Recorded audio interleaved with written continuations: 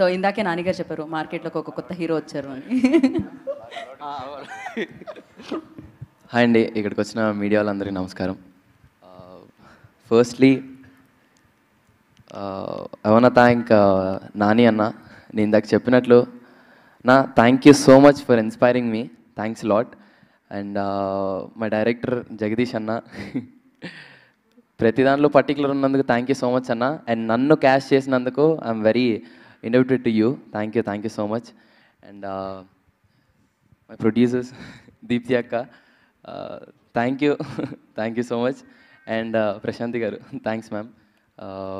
And Darsi అన్న, thank you so much నన్ను చాలా సపోర్ట్ చేసినందుకు on sets. And March 14th court cinema release అవుతుంది. తప్పకుండా మీ అందరికీ నచ్చుతుందని అనుకుంటున్నానండి.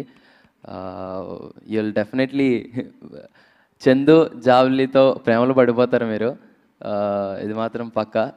Thank you so much. చాలా చాలా హ్యాపీగా ఉందండి,